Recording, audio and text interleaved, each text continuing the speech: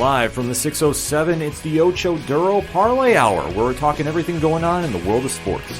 Join in the conversation on social media with the hashtag ODPH, because here we go. Instead of looking deep inside, every word I have to say, keep it simple. Welcome to an all-new edition of the ODPH podcast, better known as the Ocho Duro Parlay Hour. What's happening, everybody? Thank you so much for joining us this week. My name is Kannon. Joining me in studio, as always, you know him. He's a co-host. His name is Padawan J. Hello, hello, hello. Folks, we have a lot to talk about in the land of sports, and we definitely want to get the conversation rolling, so make sure to swing on over to odphpodcast.com. Join in the conversation on the social media accounts. Check out Parlay Points. New blogs count anywhere is out right now. The Pavlovic store, which had a massive weekend this past weekend. So thank you everybody who came and supported the shop. And the podcast is a lot of stuff was flying out the door. So super excited about that. The directory, the classified section, if it's anything and everything that is the ODPH, it can be found at odphpodcast.com. And always remember, use the hashtag ODPHpod on social media.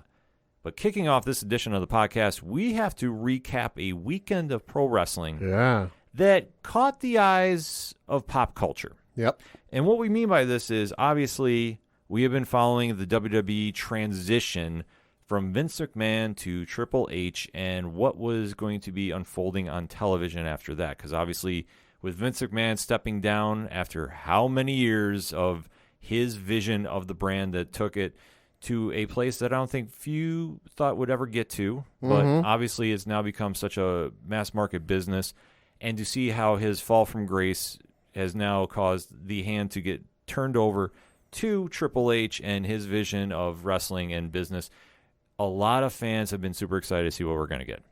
The first real showcase of this was this past Saturday with WWE Summerslam. So, Pat, you got some stats ready for that? Yeah, so SummerSlam took place, obviously, this past Saturday from Nissan Stadium in Nashville, Tennessee, and it was a packed house, or nearly packed house. I know they had an announced attendance of 48,449, but probably not. They like to inflate those numbers a little bit. From what I've read, around 40,000, which is still, hey, for a football stadium, pretty damn good. We're going to talk about the card and what went down. In the first match, they opened with this, which hot open, was the matchup for the Raw Women's Championship, and you had Bianca Bellaire defending her belt against Becky Lynch, where you had Bianca emerge victorious, pinning Becky in 15 minutes and 10 seconds. So this was a perfect way to kick off a stadium show. Like we say, the SummerSlam card is always one of the big premium live, I got to remember we can't say pay-per-view anymore, events that the WWE runs. And with Triple H, the son-in-law to Vince McMahon, legendary wrestler who is always credited with his creative mind and booking for what he did with the NXT farm system, is now in charge of the total WWE product. A lot of eyes were waiting to see how the show was going to kick off, and it kicked off perfectly with Bianca Belair and Becky Lynch. They have had a storied rivalry in the WWE since last SummerSlam, ironically, where Becky Lynch came back from maternity leave and defeated Bianca in relatively record time. 26 seconds. And they have been really building up this storyline since. So when they kicked off with the show, we knew it was going to be a great match, and they delivered on it. Yeah, they did. Bianca Belair is arguably the best pure athlete in WWE, maybe in all professional wrestling. And it's deceptive because you see some of the stuff she can do and just some of the feats of strength she can do. And just from looking at her, you go, you don't think that's possible. Yeah. It's honestly incredible. No, she is just absolutely gifted with her athleticism. Like I say, it's just crazy to see her in the ring and what she can do. She winds up winning with a second rope Spanish fly flip that she goes into the KOD finish, and that was a super 1-2. In this match, though, it is noteworthy that Becky Lynch did get hurt. Yeah, within the first couple of minutes of the match, it sounds like, because and she said she wrestled 20 minutes of the match with a separated shoulder. But as I read to you, the match was 15 minutes and 10 seconds. So I would say probably just using her kind of like ratio math, probably within the first 5 minutes or so, she had separated her shoulder and continued to wrestle the match with a separated shoulder. She took a weird bump. I did notice that early, but then with the finish, when she came down, it looked like she crashed right on her shoulder. And you did see something that looked like it became a jar. So somewhere in that velocity, that happened because it was moving so fast. The match was a perfect pace to kick off the show. Bianca wins Becky gives a sportsmanship handshake. Yeah. Goes out of the ring. Yep. And then we get one of the bigger surprises of the night. Yeah, so some music hits, and everyone gets real excited because it's Bailey. Mm-hmm. Bailey's back. She's been out for, I think, almost a calendar year now, if not a little over a calendar year, because she had, I forget, I think it was a knee injury or something. I believe it was ACL, but yeah, it was something in that variation. Something down in that neck of the woods. So her music hits, everyone's all excited. Bailey's back. She's coming down to the ring. She's, of course, still heel, still talking, still trash talking. And then some other music hits, and it's music we haven't heard in quite a while, and music I don't think any of us ever would have figured we heard on the main roster. And I'm sitting there trying to figure out who it is because I haven't heard it in a while, so I couldn't recognize it at first. And then I see, their quote-unquote Titantron, or their entrance, Titantron, and I go, oh, shit. And I start yelling, oh, my God, it's Dakota Kai. And I was watching with my girlfriend, Liz Bailey. She goes, who? I go, Dakota Kai. I go, she was on NXT. I go, she got released. I go, she got let go a couple of months ago, and I'm freaking the fuck out.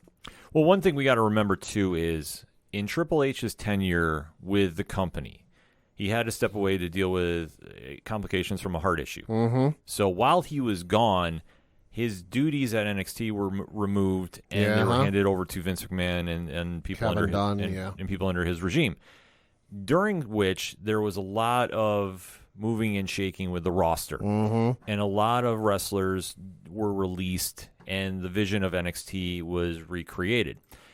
But one of the wrestlers that stood out under the Triple H regime was Dakota Kai, who, much like Bailey, came in with a very babyface gimmick, as they say, the good wrestlers. Yeah. If you want to take it back to traditional good versus bad. And when they turned her heel, she rivaled Bailey, ironically, with how well she made that transition to becoming a full heel on the roster, a bad wrestler, if you will. Yeah. So that said, seeing her come back to the company after she was released was a big move. Oh, yeah. And, huge. And one that makes perfect sense. Pairing her with Bailey, I think, is a great way to introduce her to the main roster because, as we've talked about here, and we've talked about 607 TWS, there is a disconnect from NXT to regular Raw and SmackDown viewers. That a lot of them don't think that NXT is on par, and it's the minor league system, and they don't really follow it as well. My cousin is one of them. My cousin who has been watching, pro wrestling maybe as long as you have. I was talking with him, a couple of months ago, or a couple of years ago, I should say, because this is before the NXT 2.0 change. But I was just talking about how good, the takeover was, the previous weekend. And he goes, oh, I don't really watch it. I go, what? He goes, yeah, no, that's the minor leagues. He goes, that's developmental. I don't spend my time watching that. I'm like, dude, you're missing some of the best wrestling on TV. Oh, absolutely. So like you said, there's that disconnect to somebody who's a longtime Raw and SmackDown viewer, not giving two what's about NXT. And we also have to say, as much as we all don't pay attention to the ratings because they don't matter to us, but if you want to get a temp in the room quickly, NXT kind of hovers around 350,000 to 500,000 give take for a viewing in comparison to the million plus on Raw and the 2-3 millions to watch SmackDown. So, like we said, it's a perfect way to introduce an NXT wrestler that a lot of people forgot about, and bringing her back with Bailey is a perfect way to do this. But she wasn't the only debut that came back. No, also making her main roster debut, and this was also very interesting to me, was Io Shirai at NXT, now known as Io Sky, although, boy, the confusion with that was confusing. What was it? The one main announcer for Raw said Io Shirai. The Titantron entranceway said Io. They used her NXT Io Shirai thing, but then Corey Graves was saying Io Sky, so that was confusing for a bit. But yeah, no, Io Shirai, now Io Sky, also joined Dakota Kai and Bailey in their little faction, whatever they're calling themselves. We don't have a name on the main roster. And this was long overdue, and this was very much a surprise because it had been reported and kind of rumored in the weeks leading up to SummerSlam that Io Shirai's contract was coming up and that they had offered her an extension, and reportedly she had not signed the extension. So, and there were rumors floating around that she was thinking about going the Kairi Sane route, that she wanted to go back home because she is from Japan, wanted to be closer to her family. So the fact that she showed up on, so I'm freaking out watching with my girlfriend about Dakota Kai showing up. I hear Io Shirai's music hit, which is one of my more favorite NXT intro themes, because that one when it hits, you go, oh shit, stuff's about to kick off. Her music hit, and I'm like, are you kidding me? I go, I thought she wasn't re-signing, and guess she is. Yeah, we had the watch party here with the ODPH studio, and Rich from 3FN and 607 TVS came down, Crazy Curtis Gaming, the dog came down, and all of us were really blown away by this. Yeah. Because seeing Io Sky come out was a big move, too, because she has been somebody that has been long rumored to make the appearance up to the main roster. And I guess she's wanted it for a while, too. Oh, yeah, well, absolutely, because I think a lot of times when the talent is in NXT, you either think that it's its own separate brand, or the ultimate goal is to get up to the main roster. I mean, I think everybody that's in pro wrestling to a degree wants to be in the WWE. I mean, there's some that don't, but I'm saying the majority of people that have grown up watching the brand and want to get here from all around the world, that is a goal that they have because you are really tested upon the best of the best in the WWE. Yeah. Not saying the other federations don't have great talent, but there is always something about the legend of the WWE and get to that main roster. Sky had this, and Sky had been long overdue to get up here because of the work she's done in NXT. She's phenomenal. It's one of the best. The stuff that she can do off the top rope, it was just completely mind-blowing. Yeah. So to see those three together, that was a huge statement that Triple H wanted to make. And it had come out after the show was over that at one point along the way, Bayley had pitched this faction to Vince. And then Vince, for whatever reason, we don't know, Vince didn't do it. But here we are with this. And I got to say, only having seen it for 2 nights now, I'm fucking all in. Oh, absolutely. Well, that's the one thing that we are really going to kind of benchmark with this segment as we're recapping SmackDown and Monday Night Raw under Triple H. It's a literal day and night difference, but it's slowly a day and night difference. And this moment right here is a big one that is more Triple H than Vince McMahon. Vince has a certain idea and concept of what he wanted to do with the women's division. Oh, yeah. And Triple H has always been more, I don't want to say experimental, but when we see a lot more factions. He's willing to take some risks. Yeah, he's willing to take a little more risks than Vince is used to doing, but still they are very featured on all the programming. This is a big way to say, hey, we're going to have a faction of some of the top talent in the world. They're going to go on the main shows, and they're going to steal the spotlight from a lot of the male wrestlers. And guarantee you this faction is going to do it when they get done because they set up perfectly with a storyline purpose when they came in, confronted Bianca Bellaire. Becky Lynch came back in, dislocated shoulder and all. Yeah. And they had the nice standoff, and then they went away. And then obviously we found out on Monday night Becky is going to be out for a little bit of time recuperating from that said shoulder injury. So all in all, though, a great way to kick off the show. Absolutely. Next up was the matchup between Logan Paul and The Miz, and you had Logan Paul emerge victorious, pinning The Miz in 14 minutes and 15 seconds. You want to talk about somebody that stole the show. God damn. Logan Paul is for real. Say what you will about him outside of the ring. You can say whatever you do, but there's a litany of things. Absolutely. But in between the ropes, that kid has got unlimited potential. He's picking it up faster than anyone I think I've ever seen. It's insane. The fact that he's had, now I don't know who the hell's training him, but fucking kudos to that person. You know, but the fact that we've only seen him in 2 televised matches, to my knowledge, he hasn't done any house shows or any, like, no, because not to my knowledge either. You might think for, like, you know, a Staples Center house show or like a Madison Square Garden house show, they might go like, hey, you willing to do this for a night, you know, something like that, but haven't done that yet.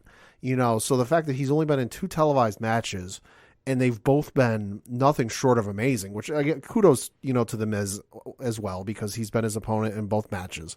But still, you know, it's equal give and take with these matches. And Logan Paul, for the stuff he's been doing, above and beyond what I would expect somebody who's been wrestling for as long as he has. He's been working with The Miz, and he's been working with AJ Styles, if the reports I've been hearing are true. Okay. But that's a great pair to learn from, at least. But he has definitely shown that whoever is training him is getting the job done. He has it. He has what you're looking for as being a pro wrestler. He's got the charisma. He gets in the ring. He's doing moves for a man his size. Yeah. He's moving like a cruiserweight, which is the most wildest thing I think I saw this entire weekend. Is he did a Rob Van Dam-esque 5-star frog splash. That was insane. From the top rope to the announce table and hit it flush. And he got a decent elevation. Oh my God, yeah, it's picture perfect. Wasn't Montez Ford elevation, but damn close. It was up there, but especially for his size too. He was moving around that ring. He looked very natural in there. Sure, there was a couple missteps here and there. Oh, sure. But we have to remember, this is really his second match ever. And to pick up on the sport as he has, this was a big win for WWE. Like I say, you can love him or hate him all you want, But he got in that ring. He told the story with The Miz. Now, granted, he had a great dance partner there, too. Sure.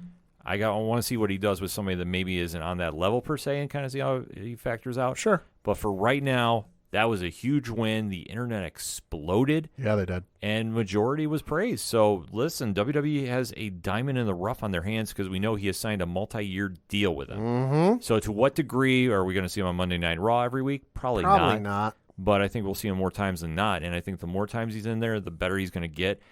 And listen, I'm not saying that he's not going to not have a belt anytime soon, but I would say this. Within a year, he's going to be in some title talk. Now, world title, I don't know, but he'll be in some title talk. Book it now. The WrestleMania in Philadelphia. Logan Paul and Pat McAfee versus The Miz and Sandman.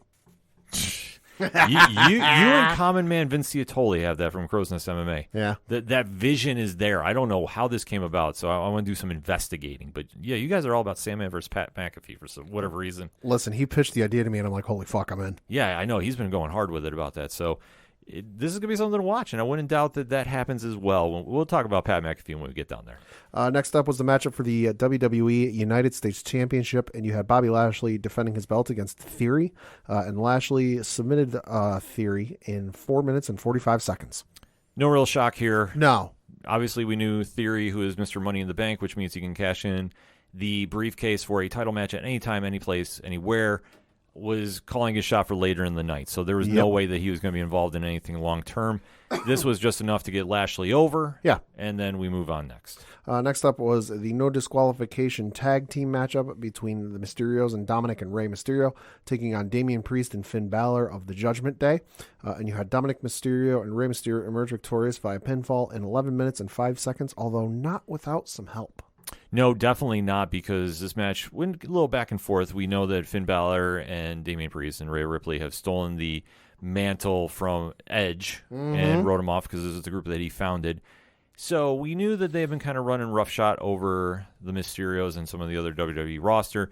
The match gets going. It's a very solid match, very back and forth. And then we have the return of Edge. Which has been teased for a couple of weeks, I guess. They've been doing a lot of these weird vignettes. And it's been kind of alluded to him. I know Bray Wyatt's name was kind of thrown around there as well, a few other people. Yep. But we do see a Brood-esque return. Love it. Where Edge comes through this staircase, and it's all in red. He comes running down the ring, does his thing, and obviously building a storyline that's going to happen for a couple of matches to be announced. Yep. So solid way to bring him back, too. Crowd was definitely excited about it. Did not see Bray Wyatt yet, but got some feelings on that. Next up was a matchup between Pat McAfee and Happy Corbin, and you had Pat McAfee emerge victorious, pinning Corbin in 10 minutes and 40 seconds.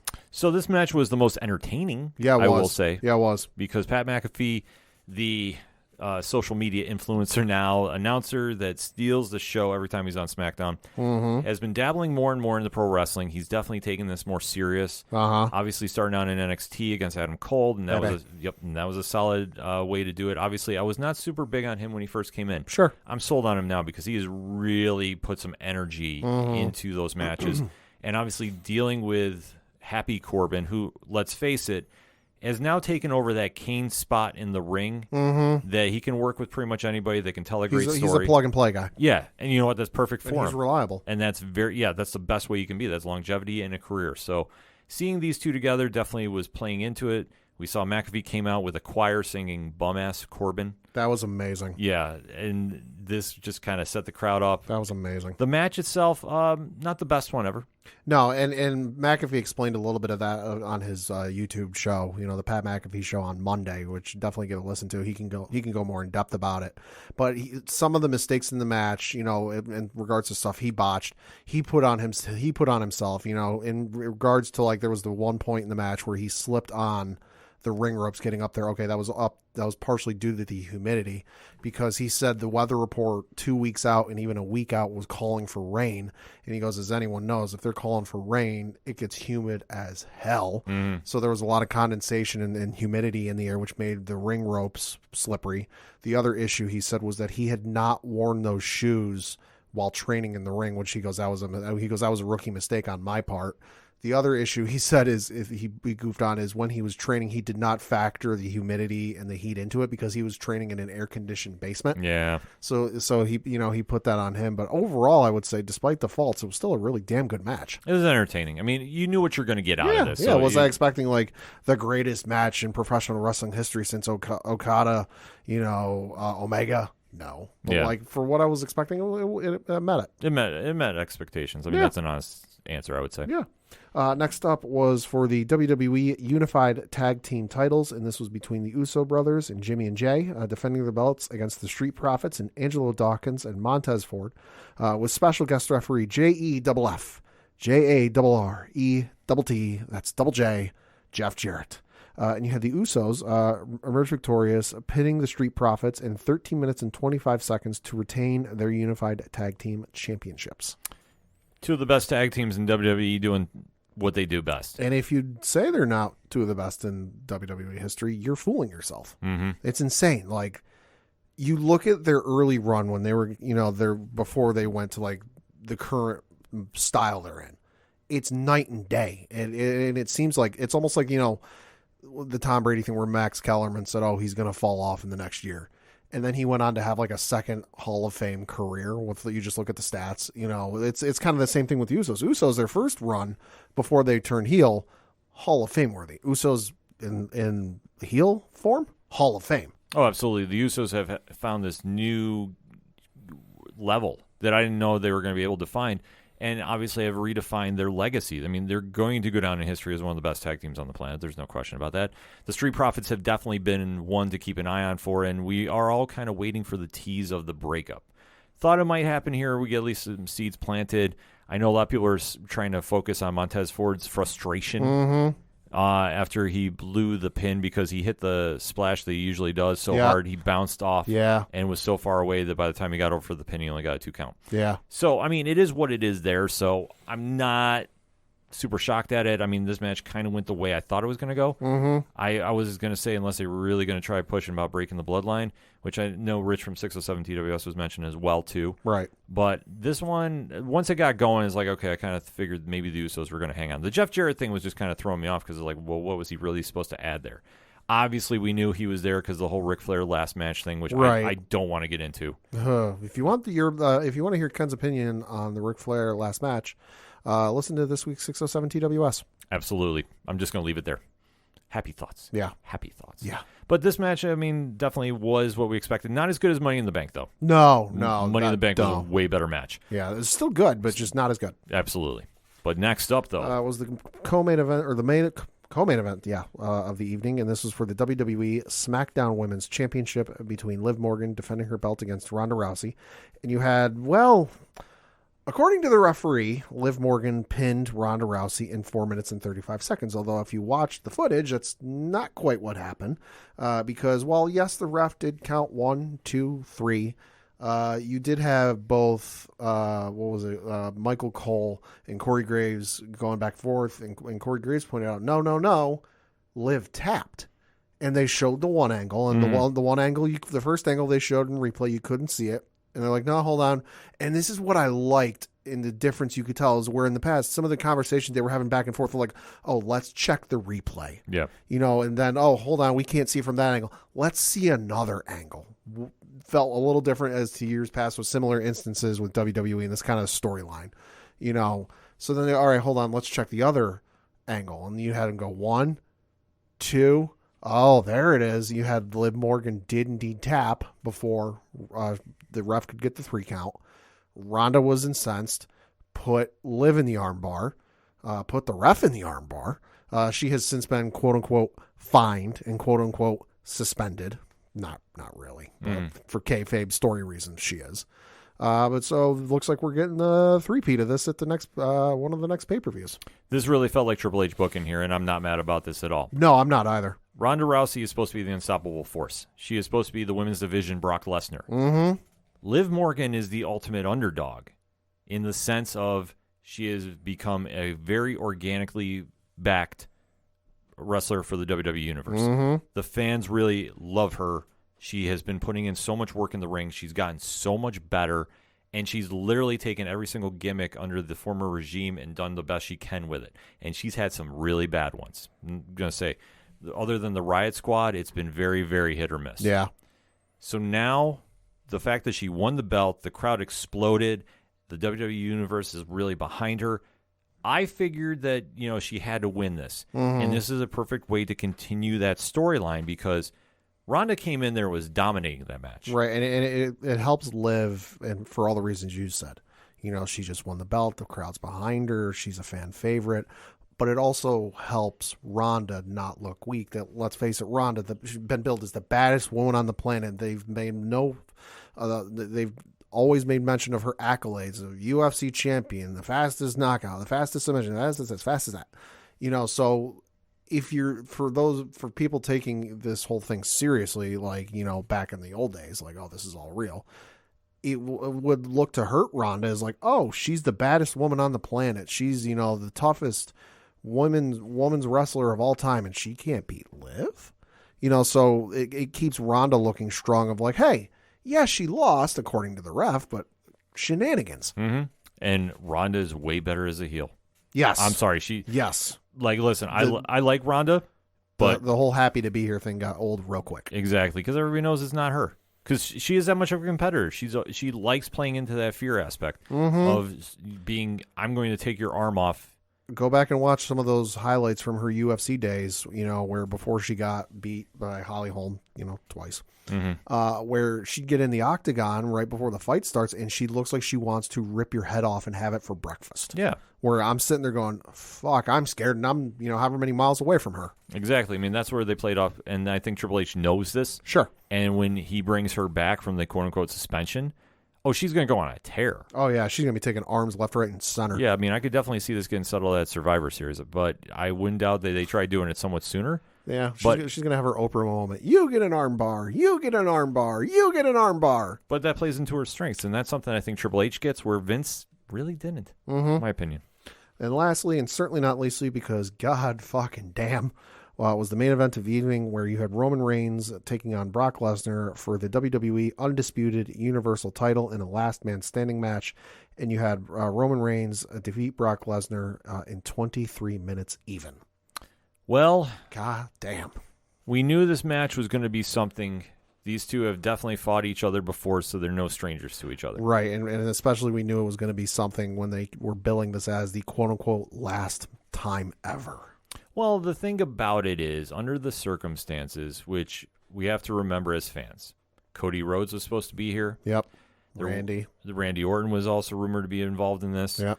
There was some talk Seth Rollins was going to get added to this, but they did that quick write-off with him and Riddle for reasons, because I think the storyline got switched up a little bit. So we knew that when Brock was thrown in this mix, Brock is a main event person that can fill up a stadium. Right. We have to remember that as fans. Yeah. When you do a stadium show, you're not going to do something you would do on a throwaway TV night. Brock sells tickets. Exactly. You're trying to fill a football stadium. Yeah. You're going to come with the biggest roster you can and make the most of it. Now, fans were very kind of torn about this, but with Triple H guiding the helm, I think the expectations were up. And I'm not going to get into the whole nonsense of Brock quit and walked out of SmackDown and all that jazz, because at the end of the day, it doesn't matter. He was still on the show. I maintain he just went to Jimmy John's. I'm going with that. And anybody asked me about that, that's what I'm telling him too, because at the end of the day, he came and did the show. He came here tonight, on Saturday night, and he wrestled. Yeah. Came out a big old tractor. Yeah, came out a big old tractor, jumped from the tractor into the ring. Or loader, I should say. And then also turned, and goddamn it, I've never seen this even. When Michael Cole says, never in all my years have I seen this, it's really something. Took the front load tractor, whatever the hell it was, and picked the one side of the ring about 5-10 feet up in the air. Holy shit. Yeah, no, you definitely want to do something wild that nobody's seen before. And they did it right, because the match was hard-hitting. They definitely were throwing everything at each other. Usos came out. Paul Heyman took an F5 into the table. Theory came out. He got F5 down to the briefcase. It really was something that when Michael Cole, and I forget who the referee for this match was, but I'll just random name it was really something when Michael Cole would yell, "God damn it, Steve, count faster." Yeah. Like Michael Cole was selling the shit out of this because Brock just kept standing up, and he goes, "What the hell is this guy made of? Is he human?" Well, the one thing that we also have to applaud, too, is without Vince there, the commentary was more organic as well. I 100% agree. There was more creative freedom, and that's something that when you saw Michael Cole do that, or should say heard, that was something completely ad-libbed. I guarantee you that. I bet you. He's been at this long enough. He knows what he can do. Well, that's the one thing that Triple H knows. When you have commentators, and they have a very, very good commentating team on both Raw and SmackDown. Yeah, they do. Jimmy Smith doesn't get enough credit on Raw. Yeah. I think that the wrestlers and the talent really took advantage of this moment and said, okay, let's do something different. Let's just have some fun with this. Mm-hmm. They did. The only drawback about this match is when the Usos and Roman were throwing everything on top of Brock. Yeah. The referee kept counting. Right at the end, yeah. Yeah, which I think at that point, though, they might have just been constrained for time and just completely lost it. I think so, because while, here in the States, we really don't have to worry about pay-per-view times and like a hard out, because I don't think it's still offered by pay-per-view. Could be wrong. Hashtag ODPH pod if I am, if you're in the States and you still get pay-per-views, cards on pay-per-view. Mm-hmm. But overseas, I know it's still a thing. So it could still be the case with like, shit, we only bought time until whatever time. We only purchased an allotted time up to, whatever time it is. We've got like a minute and a half. We got to get out. Yeah. So that's the only thing I can think. Which, it didn't take anything away from the match. No. The match was brutal. The match was hard-hitting as it could. Roman wins, which might have been the best last standing match ever. It's in that conversation. It was what it was. So, like I say, I don't dispute that when people say that. I just go, like, this match had a lot of everything and really kind of put a nice bow on the transition weekend that was WWE, because Vince's influence is gone. You saw some matches that definitely were Vince. Sure. But you also saw a little bit more Triple H get sprinkled in. I would say the matchups for this card were still Vince, because it was, it's like I said a couple weeks ago, they're not going to change the card the week of SummerSlam, just because Vince quote-unquote retired. Of course not. But I think going forward, any plans they might have had for Survivor Series or Clash at the Castle and even WrestleMania are out the window now, because Vince is gone and Triple H is in control of things. Yeah, I think the only thing that might be for certain is when they do the UK show. Right. I think Drew McIntyre is walking out with the belt. I'm not saying he's being Roman, but I'm saying he's going to pull off the win there. But this was a great way to kick off the regime, but we really got the kickoff on Monday Night Raw. Yeah. So the highlights from that, I guess we can kind of just really sum up very quickly. First hour commercial free. Yes. We had wrestling. Yes, we did, within the first 20 minutes. Mm-hmm. And we had some phenomenal matches. Yeah, well, they had opened. Well, they opened the show with Becky Lynch coming out and her arm in a sling, as we mentioned, and she had the moment with Bianca, and then Bianca went to talk in the ring and about, I'm a champion, I'm going to fight any challenger, this, that, and the other. And then Becky got attacked backstage by Bayley, Dakota Kai, and Io Sky, so writing her off television. Mm-hmm. And then the first match we had on Monday Night Raw was a triple threat, where the winner of this would go on to another matchup to determine the number one contender for the United States Championship. And in this matchup, you had Mustafa Ali, The Miz, and AJ Styles all participating, with AJ Styles emerging victorious and advancing, I guess you could say, to the next round of this quote-unquote tournament. Mm-hmm. The 450 Mustafa Ali hit, which turned into a Styles clash from AJ. God damn, that was awesome. One of the greatest finishes in all pro wrestling history. Yeah. At me about it. Yeah. I'm here for it. And then you started seeing the emergence of Ciampa as well. Yep, you had Ciampa come out. You had Ciampa come out. He was in another matchup between Chad Gable, which, shout out, got to say for a moment, Chad Gable, shout out to you, sir, for slandering the Houston Astros in Houston. I can say nothing bad about you. But we had Ciampa take on Chad Gable and Dolph Ziggler in the other triple threat of the night. And this was going to be the test that, like, we know how big Triple H is on Ciampa and how much Ciampa loves Triple H. Mm-hmm. This is going to be the test of, is he getting a push or are things staying stat quo? Well, looks like he's getting a little bit of a push, because in this matchup, he emerged victorious, winning and moving on to take on AJ in the finals, quote unquote, of this United States tournament. Yes, this match was great as well. Ciampa, who really excelled under Triple H at NXT, Facts. was one of the best champions they've had there in Facts. ever. Seeing him now on the main roster and really getting a chance to run with the ball, I think they did the right thing. They also did something for the U.S. title, which I want to see more of this. And that's that little video package that really added a lot of prestige, a lot of eyes on that product, and really made it gave that big fight feel. I know we throw that around a lot, but that's what it really felt like with this. Well, that's one of the things Triple H I felt always did well with NXT, because you had the NXT title, you had the NXT women's title, you had the NXT tag team titles, you had the NXT North American title. When it came to other matches that weren't involving the NXT title on a takeover, you always wanted to watch those matches. A lot of times in years past, when it comes to the Intercontinental title or the U.S. title, depending on who was the champion, you may or may not want to tune in and check it. You'd be like, oh, this is the point where I go get some food. This is the point where I go make a bathroom break. This is the point where I check my phone or send a text message or something. But I feel like under Triple H, he's going to make those comparable back to the NXT days where, you're not going to want to miss these. No, absolutely. I thought they did a real good job about doing that, because you want to make sure every belt on your roster feels like something. You should never see a champion come out and go, what does that belt mean? Yeah. That happens other places.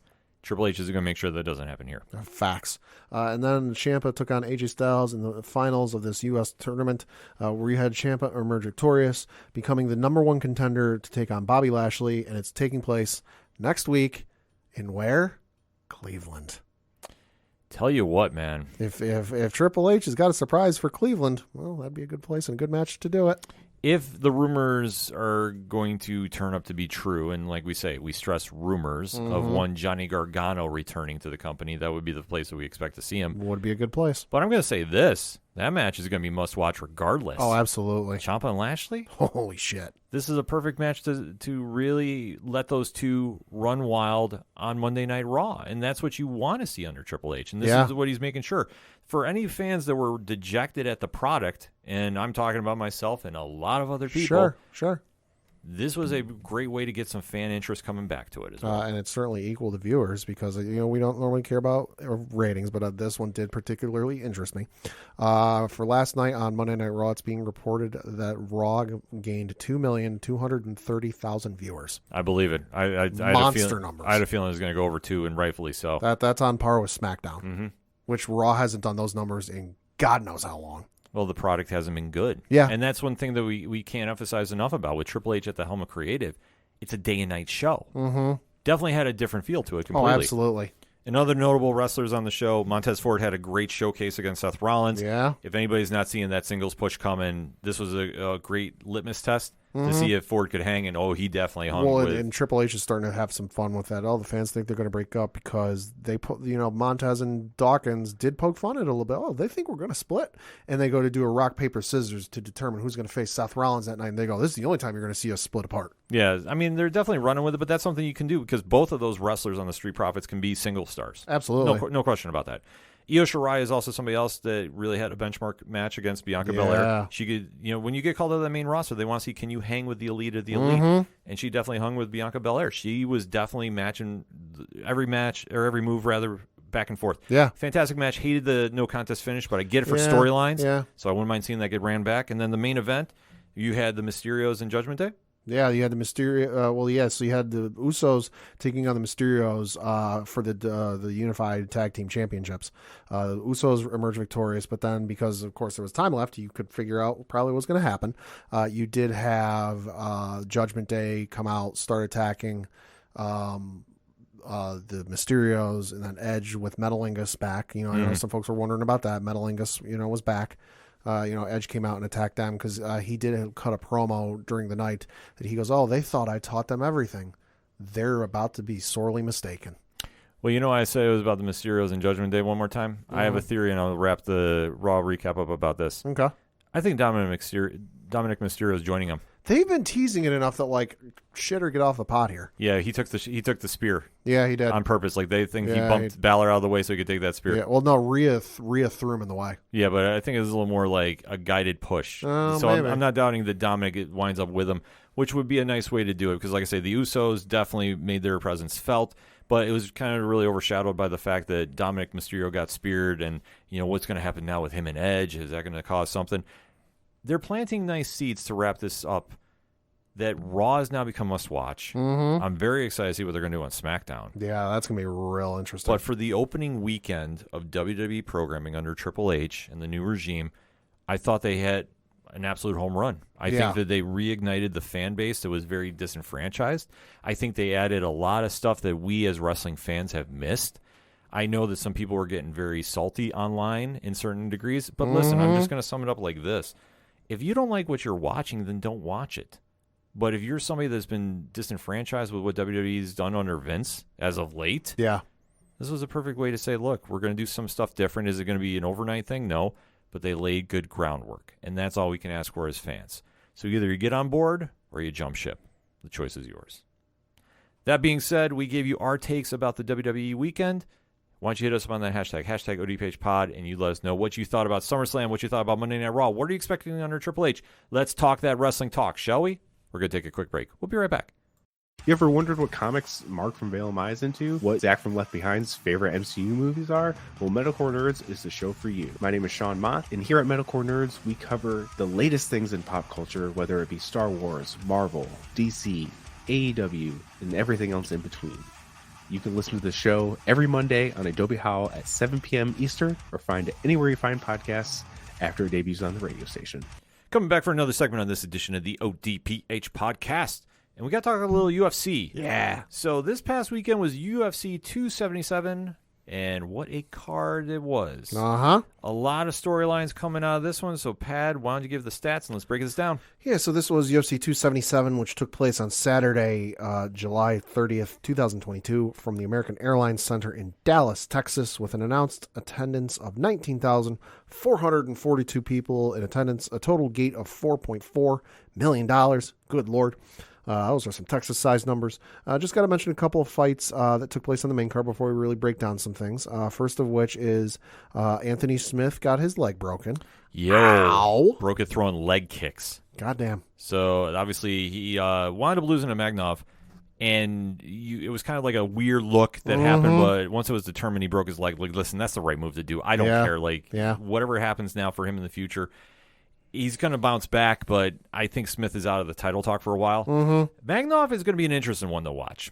Because now in that light heavyweight division, I mean, everything is kind of up in the air about what you want to do there.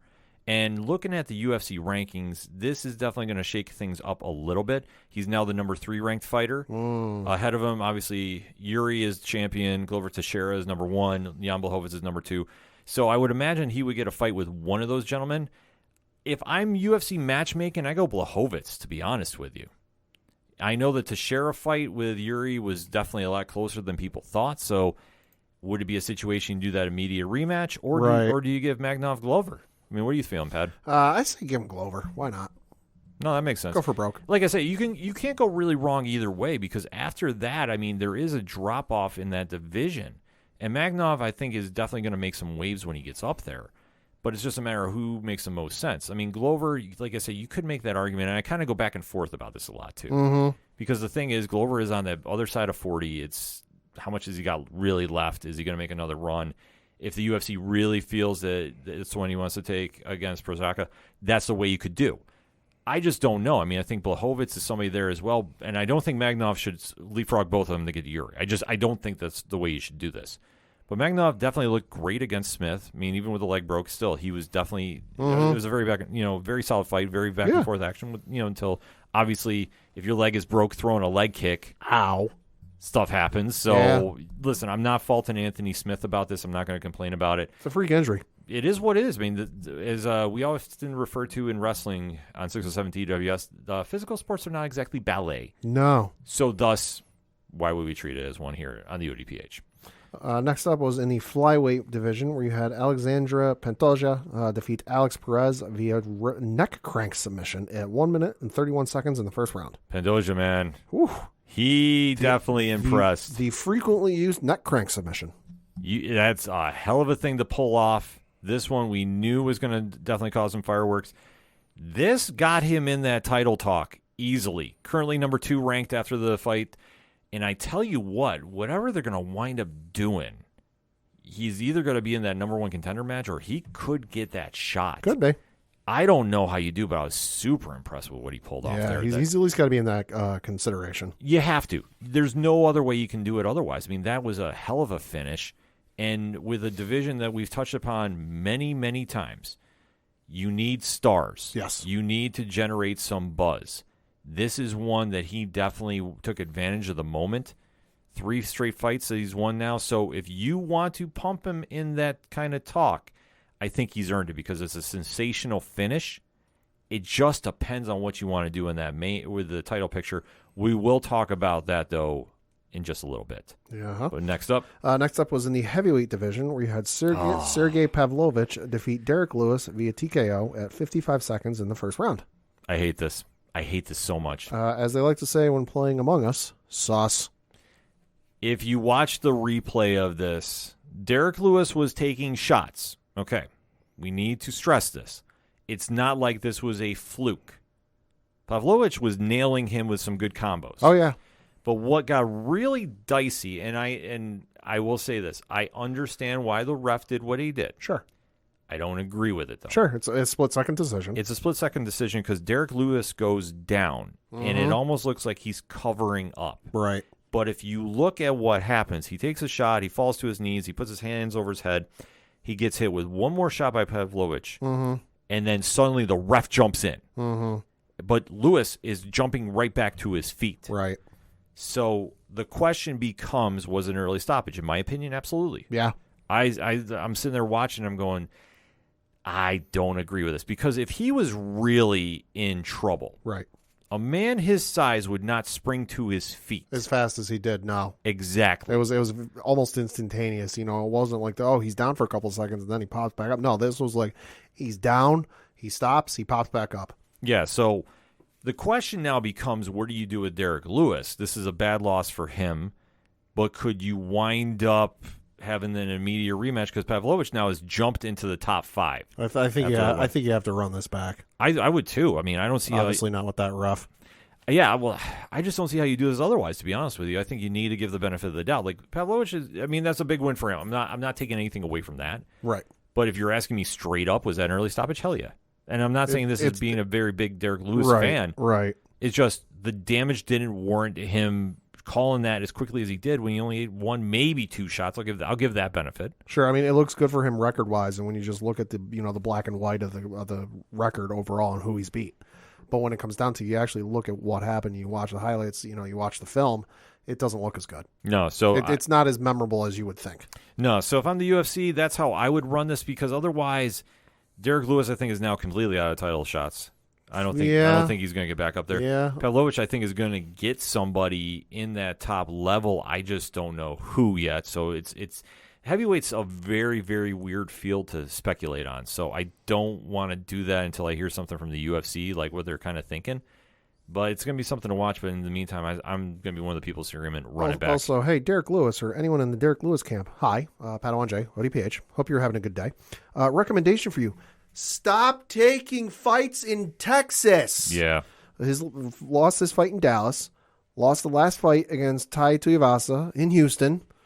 Won a fight in Vegas against Chris Dukakis. But then fight before that, Cyril Gane, he lost in Houston. It might be something with too much hometown pressure. It could be. It could be. I mean, he's from Houston. So it's an interesting thing that they need to do, but I think you're onto something there, Pat. I genuinely do. Next up was the co-main event of the evening, and it was in the flyweight division for the for the interim UFC flyweight championship. And you had Kai Kara-France taking on Brandon Moreno, and you had Brandon Moreno emerge victorious, defeating Kara-France via TKO, body kick, and punches at 4 minutes and 34 seconds of the third round. Well, we now have a very, very interesting situation on our hands because Moreno, I mean, obviously he looked great. This was a very, very solid win for him. I had Kara-France pulling this one off, but Moreno wanted this more. And this is a situation that now the UFC has a very, very tough decision on their hands. Mm-hmm. Because we often refer to in wrestling fight forever. Yeah. This is going to be a fight forever situation between him and Figueiredo. I can see it. It's going to be. Like, they're very good back and forth fights. I know that Figueiredo is sounding like he is returning at the beginning of next year, which I'm all right with. And obviously, we do need to settle up who is the real champion of the flyweights.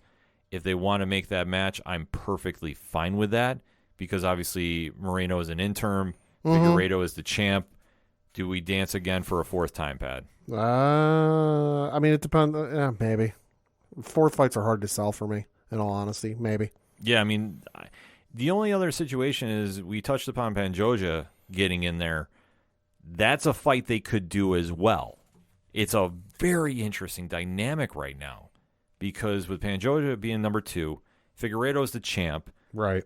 It just depends on what Moreno wants to do, and I know Moreno wants to fight Figueiredo again. Like that is a no-brainer to me. But then the question is, we're now in August. Right. Figueiredo is looking January, maybe February to come back. At the earliest, we're just that's the rumors we've been hearing about, so we're going to go based off that. If that's the case, that's a long time to wait. Does Moreno want to wait? I could see him taking that fight with Pantoja, and then you take your chances with Figueiredo whenever he's ready to rock and roll. But that's an interesting dynamic that I think the UFC is going to have to figure out because it's not that you won't get a quality fight from these guys. Right. But like we touched upon, this is going to be fight number 4. How do you really sell this? I mean, they're the best of their division. There's no question about it. So you could, but I mean, this obviously has to be a co-main. This isn't going to be a no. The only way this would be a main is if it was on like a free fight on ESPN Plus or ABC. Yeah, that's where I could see that happening. But it's an interesting dynamic. It's interesting to watch. I would do it because I think these guys are great in the ring, but if Pantoja's name gets thrown in the mix, don't doubt that either. Like I won't be super shocked if that's how they book this. Got to watch that one. Yeah. Next up was the main event of the evening, and this was for the Women's Bantamweight Championship, where you had Juliana Pena taking on Amanda Nunes, and you had Amanda Nunes emerge victorious, defeating Pena by unanimous decision. And the judges' scores were 50-45, 50-44, and 50-43. Rumors of an early demise are greatly exaggerated. Amanda Nunes came in and looked like the GOAT, as she is. This was absolutely technical. This was one-sided.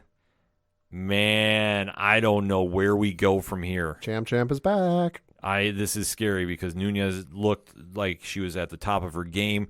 Not taking anything away from Pena. Pena hung in there. But listen, Nunes is on a different level. Yeah.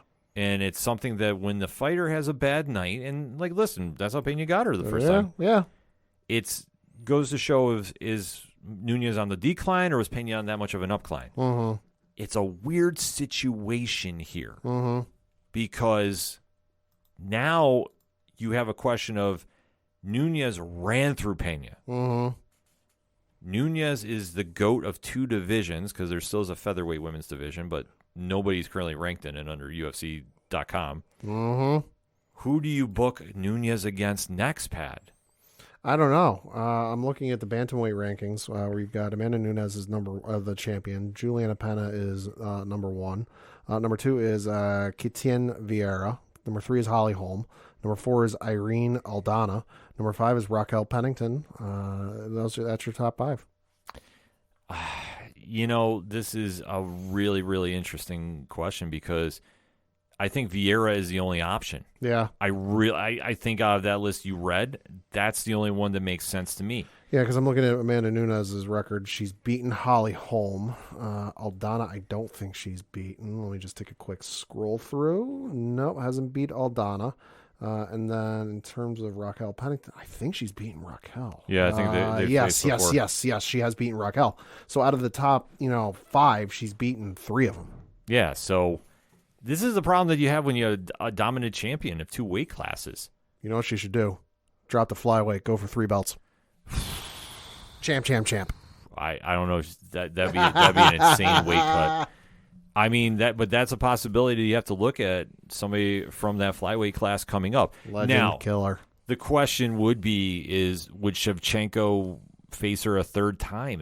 But the situation is, as great as Shevchenko is at flyweight, she has never been able to figure out Nunes at bantamweight. Right. So I don't know what you do here. I mean, this is a problem the UFC is going to have because obviously the featherweight division, they don't have anybody in. It's more or less right for name value right now. I mean, I can see the Shevchenko fight happening simply because the last time those two fought was on September 9th of 2017, and then prior to that it was March 5th of 2016. So it's been 5 years. I'm not saying it's going to happen, but if they were to propose it, I go, okay, I can see it. Well, I think you really got to start taking into account of like what can you do now with Nunes, right? Because she's literally gone through a who's who of fighters that you've thrown at her, and that's how good she is. But it's a situation that you literally have to sit back and go, okay, who is next? Right. And there is no clear-cut answer. No. I mean, I will still be on my soapbox screaming, this is why you should re-sign Chris Cyborg and let them go at it. It's the one rematch that I think MMA fans have wanted to see. Probably won't happen because of reasons. I digress. But you're in a situation now where you have to get a big name or big story to back up Nunes in a fight. Because otherwise, it's business as usual. And I know that after the fight, she's definitely called out anybody. She's definitely more excited to get back in the octagon quickly. I just don't know other than Vieira, like who you plug in there. And even so, I don't know if Vieira's ready for her. I mean, it's the situation of that Anderson Silva, George St. Pierre mystique. Yeah. When you're considered the GOAT of your weight class, but let alone Nunes is on a different level than both of those guys were. Yeah, 100%. She's the GOAT of women's MMA. Yeah. Like literally go look up her record and who she's beaten. It's a who's who. Yeah, so there's a reason I keep calling her the legend killer. Yeah, there's her, and then there's such drop off that, I mean, sure, Vieira could come in there and challenge, and it's a solid fight to make. I'm not taking anything away from Vieira, but you almost wonder, like, is that going to be enough for a real pay-per-view to really to draw interest? Right, and she's so dominant, she's cleaned out an entire division to the point there's no rankings on the company's official website. Exactly. Don't believe us? UFC.com/rankings, RANKINGS. Scroll all the way to the bottom, and it's one of the last columns you'll see on the left-hand side. Women's featherweight, Amanda Nunes, champion. There is nobody underneath her. Yeah. This isn't me hacking UFC.com and embellishing this just to make her, something more than she's not. I'm not kidding, folks. There's nobody. She's cleaned out the featherweight division to where there's nobody else ranked. Even Mighty Mouse didn't do this shit. No, Nunes is on just that much of a different level that you only have a handful of fights you can make. Vieira is the one I think I would do. Sure. And, just out of default. You could try selling the Pena trilogy, but note how I word that. You have to sell that. Because the problem is you had Nunes come in here and just run right through her. I was going to say, if the scores were a little closer, maybe. But the fact that it's 50-45, 50-44, and 50-43, which I can't remember the last time I saw a decision go 50-43. For those of you at home who might not understand what that means you got your ass kicked. Yeah. That means it wasn't even close. Yeah, so that's the problem that they have right now. That you're literally left with a couple options. And it just depends on what Nunes wants to do too. Shevchenko is a long shot to have happen, but it's not out of the realm of thought. And listen, like you touched on, it's been a couple of years. Yeah. They could make it go. I mean, Shevchenko has just been so dominant except for the last fight she was in at flyweight.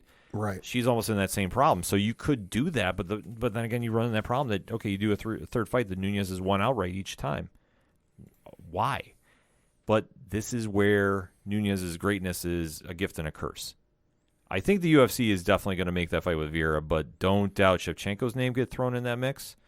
And in an extreme long shot, because I think they're going to make her work her way back up into that title contention, is Pena. Yeah. And listen, if Pena goes on a couple fight win streak and pulls like 3 or 4 off, I wouldn't have a problem with it. No. But you have to justify doing it, because this does not warrant an immediate rematch. I'm sorry. No. In my opinion, I can see another fight happening, but Pena's got to work back up to it. Yeah, exactly. So, interesting storylines coming out of UFC 277. So definitely hit us up on that hashtag ODPHpod. What is your takeaways from this? Amanda Nunes, who's next? The flyweight division. Where do we go from here? And did you think the Derrick Lewis stoppage was early? I say yes. Pat says yes. What do you think? That's when we want to have that conversation. So hit us up. Let us know. We're going to take a quick break. We'll be right back.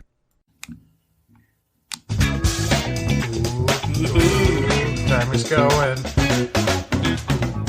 Yeah. Hey, welcome to the Shane and I Show. Or actually, it's not the Shane and I Show. It's a promo. It's a promo for the Shane and I Show, show about nothing that makes you think of something.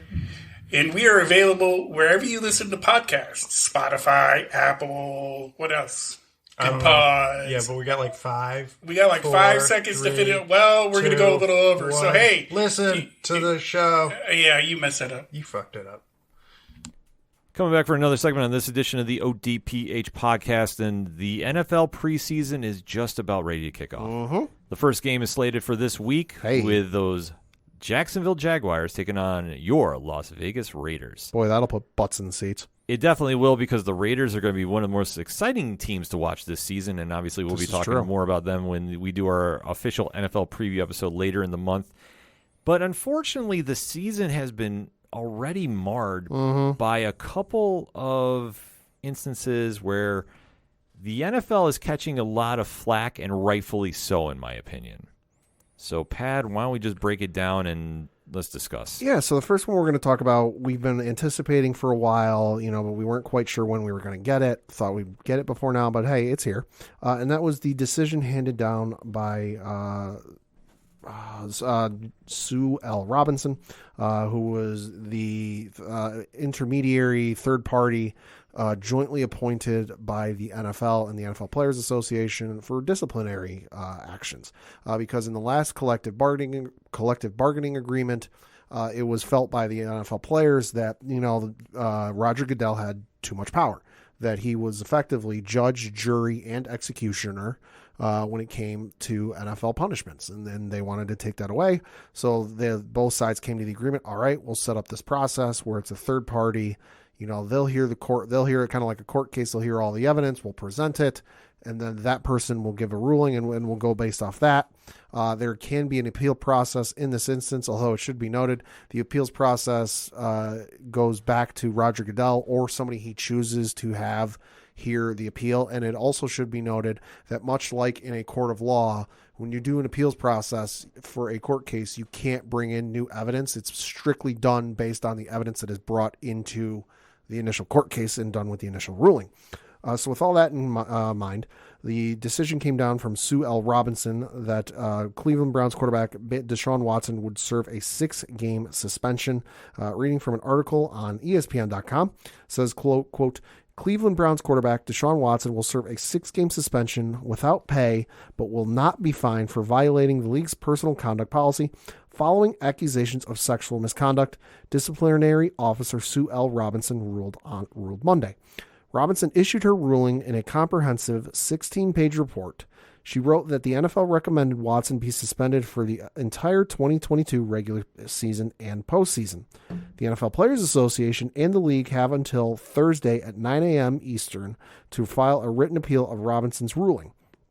In a statement Sunday night, the union made it clear that it will stand by her decision and urged the NFL to do the same. The league, in a statement Monday, said it was determining its next steps.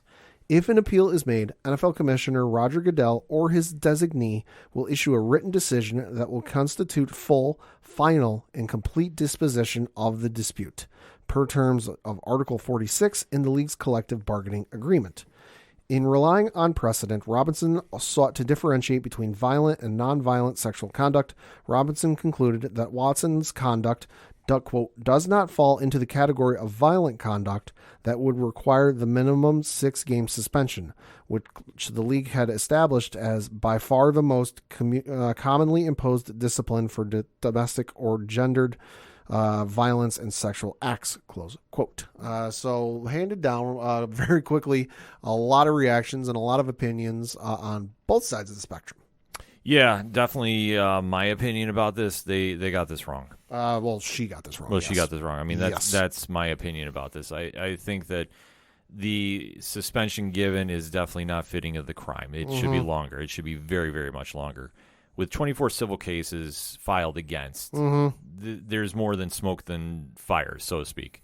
Right, and where there's smoke, there's fire. That's right. what I'm trying to say. This is an unusual case, just in the fact that, the article on ESPN.com goes on to say The ruling relied on 32 previous suspensions under the league's personal conduct policy since 2015. In 21 of those instances, the league suspended the player for 6 games, including the cases of Darius Geis and Johnny Manziel. Greg Hardy was suspended for 4 games. There's also the instances with Ben Roethlisberger, who was suspended for 6 games, and then also Ezekiel Elliott, who was suspended for 6 games. But this is such a unique, and I don't mean that in a good way, it's just unique in that it's abnormal compared to previous instances where the sheer breadth and the sheer number of cases being brought against them. I mean, there were 25 civil lawsuits brought against him, one of which was dropped because it was told to the woman filing the lawsuit that she would have had to have made her name known publicly, and she didn't want that, so she dropped it. So 24 were filed, and then you have that on top of the New York Times speaking to 66 women who all had instances of contact with Deshaun Watson. None of the previous. I understand precedent, and when it comes to law, I know here in the United States this is the case. Overseas, I can't really say. I'm not a study of German law or United Kingdom law or Russian law. Sorry, can't speak to that. But in terms of the United States law, which I can speak to, precedent does matter. Judges in determining sentences and what the rulings and what should happen with a person if they are convicted of the crime they're accused of, they will turn to the law a lot. And you see lawyers turn to the law a lot. That's why whenever you watch a law TV show like a Law and Order or whatever else, they say, and they're looking up a court case for a client they've got. And I'm just random names out of my head. Give me Ken versus Padawan J. Give me Coach Duffy versus Rich. And give me, International Dog versus Diesel. Because there's something that ties into that. There's precedent with that. So I understand that she's looking at this from a lawyer or judge's perspective and a court of law perspective. Okay, what's the precedent? But this is such a different case than what they've had before, and she got it wrong. I'm sorry.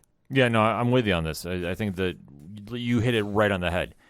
This is such a weirdly unique case for all the wrong reasons that precedent it doesn't really fit here, and that's the problem. Because you have all these allegations filed against, and they've done their investigations, and to a degree, but let's just go for what it is. With all that has been filed, you can't exactly say this falls under there. I'm sorry, that's just my opinion about this. Too much of this was done behind closed doors because from I was listening to the Athletic Football podcast talk about this, and they were talking to the New York Times reporter who's been doing a bulk of this reporting even from back when she was with Sports Illustrated. And one of the things she brought up that I didn't know was that the hearing for this with Sue L. Robinson took place over the course of 3 days. It was a closed-door segment. Too much of this, in my opinion, was behind closed doors. Yep. Like something like this, as long as it's gone on and as public as it's been in every facet of the media, not just the sports media, but like the regular news media in everyday life, this should have been done in the public, so that there is transparency and it doesn't feel like something's being hid behind closed doors. The other issue I have with this is that it's been reported that of the 24 civil women who filed civil lawsuits against Deshaun Watson, the NFL only spoke to like 10 or 12 of them. Yeah, that was a weird thing with it. Which is a drop ball in the NFL's case, but I understand it from the aspect of the NFL doesn't have subpoena power. Yeah. Much like, the federal government or the court of law does. The NFL can tell somebody like, hey, we want to talk to you. They don't have to answer. So I feel the NFL dropped the ball in that instance. And then I also feel they dropped the ball in that it was reported that in terms of the court case, the NFL only presented 5 women's testimonies to the court, but one of them had to be thrown out because the NFL didn't actually speak to her. So the judge only heard from 4 instances of these women, despite the fact that there's 24 civil. Now, I understand some of the lawsuits have been settled. They still got filed. Sure. But the fact that the NFL only presented 4 women's cases to the court hearing for this, when there's 24 civil lawsuits that were filed, and the New York Times has said that there were 66 women who came into contact with Deshaun Watson, that is a gross miscarriage of due process. I agree with you, Pad. I just echo your statements. Like, honestly, you've hit it right on the head. Like, this is just such an error of justice, in my opinion, that you are sitting there and it doesn't feel like this makes any sense under any circumstance. Like, I understand you want to say precedent and you want to say about all that. Look, this is a unique case that we have never seen in this kind of level, to my knowledge. No. So how can you justify it based off something else? And especially like you touched upon, like I say, there was an investigation done, but was it thorough enough? Right. From our opinions, I think we're both on the same page about this. No. It wasn't done in that level. That's our opinions about this. In the egregious thing, and it's been brought up multiple times, but you look at Calvin Ridley, who got suspended. Yeah, I was going to get to that. He's suspended for this entire season for a $1,500 gambling bet when he wasn't even playing. He was still a part of the team, but he was injured. He wasn't playing. He's suspended for the entire year. So the other thing of note is has to forego his entire base salary for this year. So this man ain't getting paid shit outside of maybe a signing bonus or a roster bonus. So you got Deshaun Watson, who, he's suspended 6 games without pay, but he's still got $320 guaranteed $1 million. Yeah. So he's foregoing 6 games. Oh, boo-hoo. I'm losing $345,000. That's a fucking drop in the bucket for this guy. I would still be pissed a little, but not as much, I think, maybe a little bit less if there was some sort of fine involved with this. But the fact that it's, you get suspended for 6 games and you don't have to pay any fines is egregious to me. Well, the whole way they came about the ruling is egregious. I mean, let's face it. This is something the NFL has never gotten right. Like you touched upon the situation with Greg Hardy. Yeah. That's another situation they haven't gotten right. They've never, in my opinion, they've never gotten this right is when it comes to, the type of sexual allegations that come about. They drop the ball consistently, in my opinion. You take a look at Calvin Ridley, like you mentioned. He's suspended a year. Yeah. Take a look at how many people have been suspended for marijuana. Uh-huh. And now that's legal in how many states? Yeah. I mean, yeah. You take a look at how they break down certain things, and to see that when it's a sexual allegation of this nature, the NFL just does not come through with a right decision. The NFL fined Ocho Cinco Calvin, or then Chad Johnson, before he got his name changed, for having the Ocho Cinco, thing on the back of his jersey. It was a adhesive, whatever that stuff's called, like you can just rip it off. Yeah. On the back of his jersey, he had it for because it was, Spanish Heritage Month, and hey, I wanted to, the NFL's running ads and all this other stuff for Spanish Heritage Month. Hey, I want to do something for that. I'll have the name on the back of my jersey. He took it off before game time. He took it off before the national anthem. The NFL still fined his ass. I forget how much it was, but it was a couple of $1,000. They fine people over socks. Yeah. Like, let's be honest about this. We've got a guy with 24 civil lawsuits filed against him. 66 women have come into contact with this, and he's not getting fined a dime. It's insulting. It's insulting as a human being that this shit is now allowed to go. And you're right. He's not even fined. He got a slap on the wrist. He got a slap on the wrist. Let's be honest about this. Oh no, he 100% got a slap on the wrist. And then you also had, so she's essentially saying, oh, he didn't do anything wrong.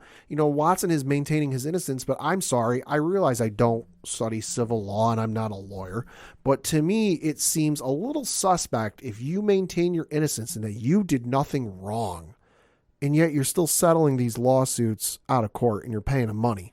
If it were me personally and someone was accusing me of something and trying to bring me to court and I knew for 100% certainty it wasn't true, I'm fighting your ass to the bitter end to prove I didn't do anything wrong in a court of law. I'm not dodging the court of law where facts and other instances of evidence can come out and prove me otherwise. I'm not dodging that. If I got the evidence and I got the proof that I did nothing wrong, sorry, I'm dragging your ass to court and we're going to fight this out in the court of law. So, and then you factor in Sue L. Robinson ruled that Watson is, quote, to limit his massage therapy to club-directed sessions. That's such a fucking joke. I'm sorry. Club-approved massage therapists for the duration of his career. And so I impose this mandate as a condition to his reinstatement. Fuck off with this shit. So you don't think he did anything wrong enough to warrant a longer suspension, and yet he's got to still get club-mandated massages. What? Like I say, this is just such an egregious look right on the NFL, and just this ruling is just it's lingering over the entire league. I'm sorry, like this is such a joke of a punishment. No matter how you want to spin it for what has been done, and like I say, the NFL has had a history that they've dropped the ball when it comes to sexual allegations and such. In my opinion, like it's just you take a look at the track records that have come down, and then you look at comparisons for Calvin Ridley. And then you take a look at situations for PEDs. And you take a look at situations for, marijuana use. I got one for you. Look at the situation surrounding Trevor Bauer in the Major League Baseball. Trevor Bauer had allegations of sexual misconduct placed against him. You had the Major League Baseball Players Association, which I think we all know is one of the strongest in sports history. And Major League Baseball suspend his ass without pay. Now, it wasn't for a duration time. It kept getting extended.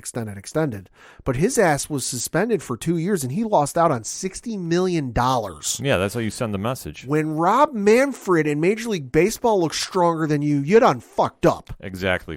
No, I completely agree with you, Pat. Like, this is just not the way that you want to be going into the first week of preseason with this kind of shit happening. And I'm sorry to the people who are sitting there saying, well, why does he got to serve his suspension? He already served his time. He sat out all of last year. Let's remember facts, folks. He wanted to get traded from the Houston Texans once they made the coaching hire. He didn't agree with it. He wanted it out of there. They weren't going to trade him because, hey, he's a really great quarterback. We want him on our roster. We want him playing for us. And then the news came out about the allegations and all the civil lawsuits. Then it came out. Then it became a real issue to play him with all this going on. Yeah. He didn't sit out for a year at the start because of all this shit. He sat out and wanted to get traded because he didn't like the coaching staff. And ironically, the team that he was rumored to go to got in a little bit of trouble. But just we'll get into that in just a sec. But I think to put a final piece on the Deshaun Watson thing, because you nailed it right on the head, Pat. Like honestly, I just echo your statements about this completely. The NFL screwed this up. The court system screwed this up. There are so many fingers to point that they screwed this up that when they look at everything in the off seasons, they really got to look at themselves and say, we got to get this shit right. Well, and this is going to be the issue is, as of this recording, the NFL has not announced whether it's going to file an appeal or not. And this is going to, again, precedent matters in these in these court cases.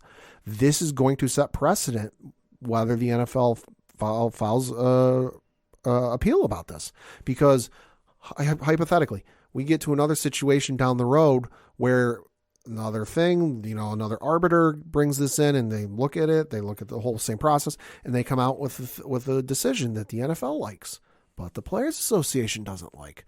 Well, based on what the NFL does now, you are setting the precedent for what either side down the road wants to do, whether they like the decision or not. So hopefully they make the right decision, but we'll have to wait and see. But yeah, you brought up another team that was rumored to be interested in Deshaun Watson services is in a bit of shit, and that would be the Miami Dolphins.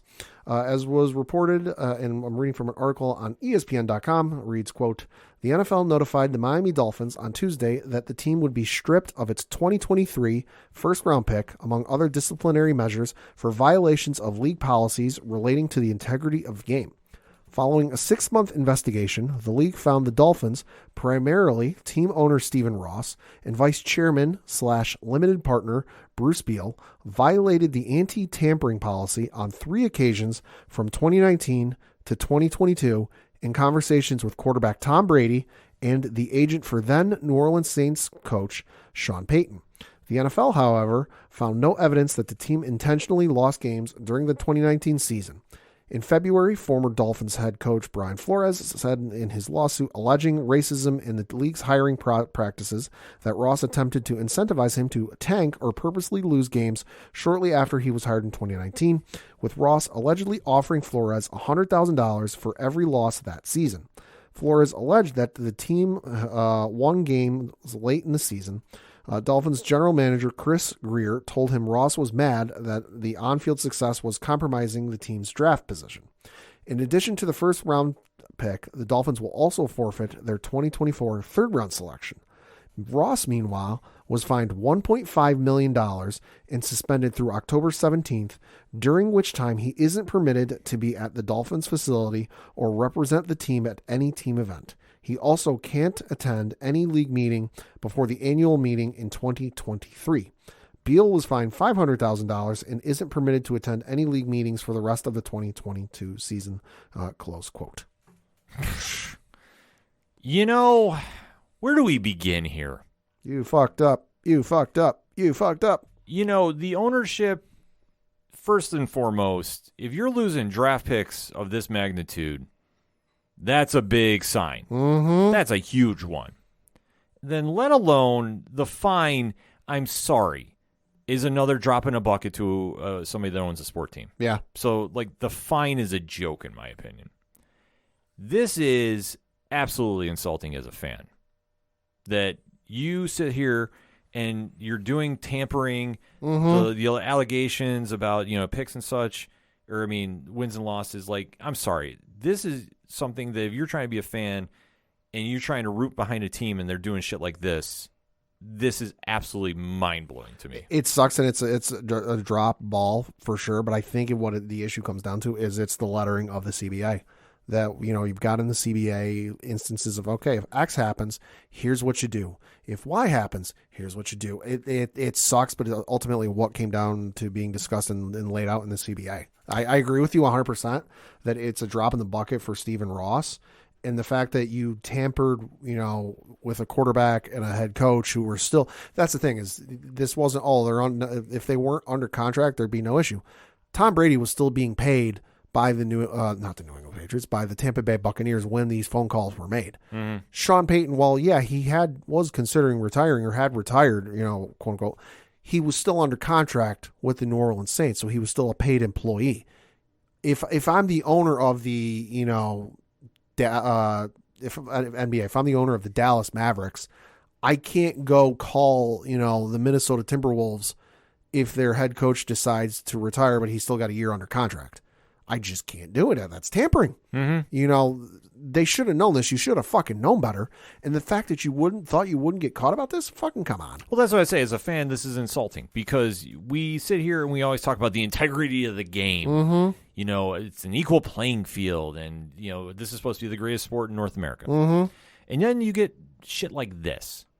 And granted, as a Bills fan, I'm ecstatic they lost their picks. Oh, I'm cracking up myself. I'm loving every minute of this. But at the same time, this is a drop in the bucket. Is anything really going to happen from this? Because, in a weird sense, this reminds me of the Houston Astros. Yeah. In a weird sense. Yeah. Because you know what? You're sitting here. You're supposed to really get down with the games. And then all of a sudden, these allegations come out, and then you're talking about tampering. So what does that affect really on your players and your team? That's the way I look at it. It's really not going to affect the players. It's not going to affect the team because, oh, darn, shucks, Stephen Ross can't be at any team functions until October 17th. Okay, she can't schmoz it up with, some of the season ticket holders and, any sponsor representatives. Like, okay, whatever. And oh, shucks, he can't be at any league functions. They don't meet again until fucking next year. Like, who the fuck cares? Well, no, what I mean by this is, the way I look at it is, if I know an owner is doing some real shifty stuff like this. Sure. Then if that's my team, and I'm going well, what are they doing with the coaching staff? So if we lose something really bad, if something looks really funny, was something involved with it. That's how I look at it. Sure. So that's why I'm saying, as a fan, because I'm sitting here going, if you have all these allegations, the fact that you thought you were going to get away with this in this day and age. Yeah, where it's real easy to notify someone without, it ain't the days past where it was snail mail. You had to send a letter and then it had to go to a sorting facility. And then no, you can email somebody and within minutes, hey, I just heard insert owner name here, talking to, insert head coach name here.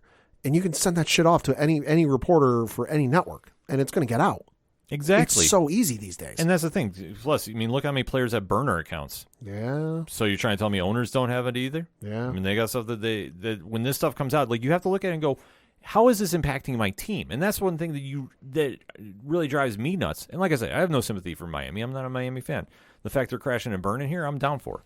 But at the same time, I also feel for fans that you want to put the honesty in your team and saying that, every time they go on the field, it's for the right reason. Every business decision is for the betterment of the team. Yeah. So if you're sitting here doing all this nonsense and now you got caught into this level, that's a bad look. Yeah. That's a bad look top to bottom. This is a situation that I don't think anybody in the NFL wants to deal with. No. When the attention should be Let's talk about Thursday. Well, and especially with the Dolphins, who, let's face it, they've been shit since Marino retired. You know, and they haven't had any real success since the fucking perfect season. Sorry, folks, it is what it is. When your main calling card and your main boasting card is, we had a perfect season, but that was fucking 40 some odd years ago. You know, I think on the surface, we'll go looking into the season. Okay, the Dolphins have Tyreek Hill. They've got Tua, who in practice is looking pretty good. You know, Allegedly. He is dropping some dimes into Tyreek Hill in stride. You know, so on the surface, the NFL should be excited about the Dolphins being back. Because, hey, they're one of the longest franchises we've had and storied franchises. And Don Shula, Dan Marino, perfect this, that, and the other. But then you've got this shit coming out. Yeah. And it's a black eye on them. Oh, absolutely. I mean, I think just to kind of sum this segment up, this is probably the worst way the NFL could open. One of them, I should say. Yeah. The fact that we should be talking about the players, we should be talking about expectations, we should be really talking about, we're going to see the first series of how the new Raiders offense is looking against the Jacksonville team that, well, is Jacksonville. Yeah, hey, Urban Meyer ain't there. It's an improvement. Yeah, but instead we're talking about how the court system really fucked up a sexual case that you can say it's unprecedented, but this is a situation where powers that be should have done the right thing, and they didn't, in my opinion. You're also looking at an ownership group that tried getting away with some fast stuff, and granted, I'm sure this happens all the time. They got caught. Did the punishment really fit the crime? No. I'm sorry. A $1 million fine to somebody that owns a $1 billion team? I mean, you take a look at how much that franchise is worth, and you're really going to say $1 million is really going to set an example. No, you got to come swifter with it. But that's the problem when you do sports and you do business. It's a weird fucking thing. I'm sorry. It is absolutely insane to me to see about how much shit gets away for doing this. And it's all because it's a business, in my opinion. Like I say, it's a weird thing to sit here and watch and try being excited about as a fan. And that's why I say I just hope the NFL does better. They start doing the right things. You need to set a better example, because if you're going to be that franchise that everybody is watching and everybody is rallying around and you want to keep your fan base around, you need to set a better example. And I'm sorry, like if you think that you can just get away with this stuff and people just forget about it, sadly it's not going to happen. Look at the Houston Astros. It's been how many years since they got busted for cheating and winning a World Series, and people still shit on them for it. Yeah, just wait till that first game Deshaun Watson is back with Cleveland. Excuse me, which, side note, that is week 7 in Baltimore. Yeah. Baltimore's going to be loud. As they should be, because this is an absolute egregious case, and there's literally nothing else to do but file that appeal. Yeah, which, again, they have until 9 a.m. Thursday Eastern to file the appeal, in which case it goes to Roger Goodell or his designee. Yes, which that's why I say they got to do the right thing. Because I'm sorry, to have an example like this get set, and this is going to be what is talked about this entire preseason going into week 1, is absolutely abysmal. The Dolphins thing is messy too, but when you start taking a look at this, the Deshaun Watson thing is going to be hovering around everybody. For the owners, they got to do better, top to bottom. And I'm sorry, when this stuff is happening, you have tampering and you get fine draft picks, this is a big deal. But I think they got to come swifter with their punishments about this, because if you really want this stuff to stop, you have to set the bar somewhere. So that being said, we gave you some NFL talk we were not planning on doing this week. And man, I hope we don't have to do this again sometime soon. But in that meantime, hit us up on that hashtag ODPHpod. Deshaun Watson, Miami Dolphins ownership. What's your thoughts? Let's talk about it, shall we? And are you excited for this week's preseason game? Let's talk about it, shall we? Hashtag ODPHpod. We're going to take a quick break. We'll be right back.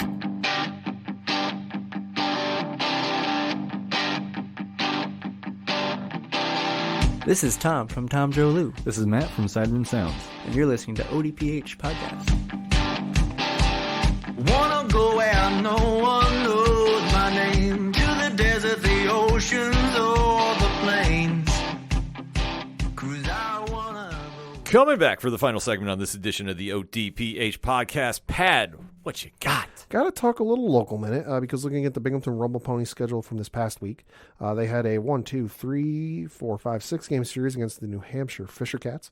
Won their game on Tuesday by the final score of 8-2. Lost their game on Wednesday by the final score of 6-1. Lost their game on Thursday by the final score of 17-8. Jeez. Came back on Friday, won their game 12-8. Lost their game on Saturday by the final score of 5-4. And then lost their game on Sunday by the final score of 9-6. Looking ahead to this coming week, they are on the road this week with a 6-game series against the Somerset Patriots, which is the AA affiliate of the New York Yankees. So it's a AA Subway Series. Game on Tuesday is 6:05 Eastern. Wednesday is at 11:05 Eastern. Thursday is 7:05 Eastern. Friday is also 7:05. Saturday is 7:05. And Sunday is 5:05 Eastern. They do return, home next week for a 6-game series against Altoona. For more information and tickets and all that good stuff, bingrp.com. And then switching over to the Major League Baseball, because today, as we record, was the Major League Baseball trade deadline. 6 p.m. has come and gone. So all trades that were filed before 6 p.m. are done and finalized. I'm going to go be through some of them because if I went through all of them, we'd probably be here for like a half hour. Yeah, it's a whole different ball game right there. It's a whole different ball game. Couple of ones that got in right at the deadline, right at the shot clock, I guess you could say, was about to hit 0. The New York Yankees traded pitcher Jordan Montgomery to the St. Louis Cardinals for outfielder Harrison Bader. This one a little bit surprising, but as I'll get to in a little bit, kind of made sense with some of the deals they made. They had a roster spot they needed to make available, and well, they made a roster spot available. Harrison Bader, according to Joel Sherman from the New York Post, is currently on the injured list with plantar fasciitis, which is something I can attest to. Not fun. Had that myself. So fills a spot for a move I'll get to in just a little bit. Mm-hmm. The Philadelphia Phillies acquired Noah Syndergaard from the Angels. Yeah, talk about fall from grace, in my opinion. Well, fall from grace, but it's an upgrade. Honestly, it's an upgrade. It's an upgrade for the Phillies. Well, it's an upgrade for the Phillies, and it's an upgrade for him because he goes from the 4th place LA Angels, which are currently 43-59, 23 games out of first place, hilariously out of the wild card spot. They're like, they don't even factor into, like, I'm looking at MLB.com for their standings and under wild card, like they don't even factor into the wild card. No, they're there. They are 11 games out of the wild card spot. On the flip side, though, and I was kind of wondering, like, why the hell is he going to the Phillies? Like, the Phillies, I thought were kind of dead and in the water, given how bad they were because they fired Joe Girardi earlier this season. Mm-hmm. The Philadelphia Phillies currently 55-47, 10 games out of first place, so probably not catching, the first place New York Mets for the division. However, when you flip it over to the wild card standings, they are in one of those coveted first 3 spots for the wild card. So the Phillies are technically in the playoffs right now when it comes to the wild card. So I'm like, oh, okay, in that instance, I get it a little bit. It makes a little more sense with that, but like I say, Syndergaard is not the Syndergaard of old. No. So that's why I say it's a little bit of fall from grace for him. The Philadelphia Phillies also made some moves acquiring former New York Yankees right-handed relief pitcher David Robertson from the Chicago Cubs and outfielder Brandon Marsh from the LA Angels. So definitely picking up some folks they might need for down the road. The one everyone was waiting on for and kind of the big domino they were waiting for finally fell. The San Diego Padres have acquired superstar outfielder Juan Soto and first baseman Josh Bell from the Washington Nationals. They have sent left-handed pitcher Mackenzie Gore, outfielder Robert Hassel III, shortstop C.J. Abrams, outfielder James Woods, right-handed pitcher Jarlin Susana, and Luke Voigt are headed to Washington. It was noted at one point, and this is why it got a little interesting, it was noted at one point that Eric Hosmer of the San Diego Padres was scheduled to go to the Washington Nationals in this deal. And I say scheduled because the man's got a full no-trade clause. Well, not a full no-trade clause. He's got a partial no-trade clause. And he was adamant, and the teams wanted to get, and by teams I mean the Padres and the Nationals, wanted to get this deal done by noon because they had to do physicals and they had to exchange that stuff. And if the deal fell through, they didn't think they'd be able to get it done in time with physicals and all that by the deadline of 6 p.m. Well, the deal almost fell through because Eric Hosmer said, fuck you. No, I'm not waiving my no-trade clause. I'm not going to this deal. So the Nationals decided, being the petty folks they are, decided to go fuck you in return. After he rejected a deal to Washington, they did trade him to one of the teams he had on his trade list, and that being the Boston Red Sox. Interesting. So they're acquiring him from San Diego. San Diego, according to ESPN, will be paying down a significant portion of the $44 million remaining on Hosmer's contract. So yeah, but now the big deal though is you've got Juan Soto in San Diego with Manny Machado, Fernando Tatis Jr. looking. Listen, on paper it looks good, but so did Kobe Bryant, Shaquille O'Neal, Karl Malone, and Gary Payton. Yeah, exactly. And we know how that went. Soto is an interesting character because you know what? When you turn down that much money from Washington. Yeah. And Yeah. say what you will, it's It's a lot of money. it's a lot of money. A lot of fucking money.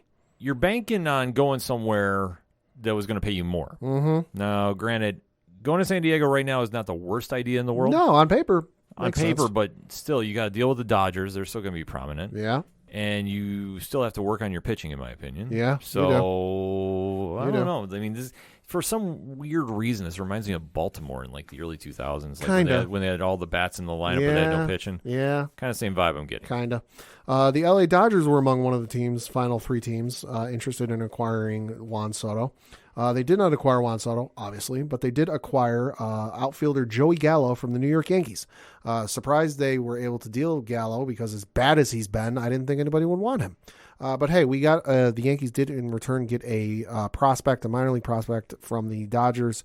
It was a relief pitcher, I believe, and don't remember the name, but I do remember he is their 15th ranked prospect in the Dodgers organization. So the fact that they got somebody in the top fucking 20, listen, I don't care what grade ESPN or anybody wants to give this trade. The Yankees got back a top 20 prospect from the Dodgers for Joey fucking Gallo. It's a fucking win.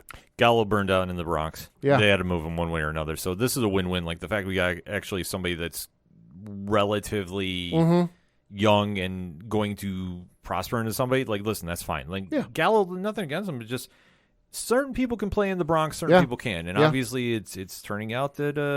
Might not have been the case for him. Yeah, exactly. This was like a Jeff Weaver situation. Yeah. Just going to put that out there. And then you also had the Atlanta Braves acquired veteran right-hander Jake Odorizzi from the Houston Astros for relief pitcher Will Smith. So you got a couple flopping of pitchers there. The Yankees, and this is the one earlier I referred to, they needed to make a roster spot, and this is how they made the roster spot for this gentleman. The Yankees are adding right-handed starter Frankie Montas and closer Lou Trevino in a trade with the Oakland Athletics. Montas is supposed to be pretty good. I'm not familiar with the gentleman, but from some of the Twitter accounts I follow, they were saying he could be our number 2 starter when it comes playoff time, which I'm like, hey, if he's consistent and he can pitch well, I'm all for him. I just hope it doesn't turn into a Sonny Gray situation. Yeah. And That's what worries me. Lou Trevino, again, don't know anything about him, but hey, the Yankees need all the bullpen help they can get. Aroldis Chapman's place in the bullpen is sliding further and further down. I did notice last night while I was watching the game, he got brought in the 7th inning, where he had been getting brought in kind of like the 8th inning, so he's not the Aroldis Chapman of old. So they definitely needed some help in the bullpen, and hey, maybe Lou Trevino is going to be able to give that. Going to be real confusing, though, now. There's 2 Trevinos on the Yankees.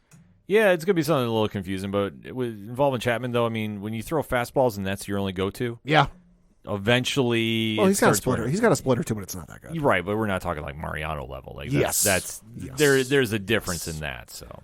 Also of note, the Houston Astros have acquired first baseman, outfielder Trey Mancini from the Baltimore Orioles. Definitely got surprised he went to Houston, although everyone figured his time in Baltimore was up because he had his last at-bat in Baltimore the other day, got a standing ovation. But hey, good on the Astros for picking up a really good player. Surprising, yeah. I mean, but for Houston, well, yeah, I guess whatever. Yeah, fuck them. Exactly. Also of note for the Yankees, they acquired right-handed reliever Scott Efros from the Chicago Cubs in exchange for a minor league right-hander. Again, don't know much about Scott Efros, but hey, you are a reliever and we need relief help right now. So welcome to the team.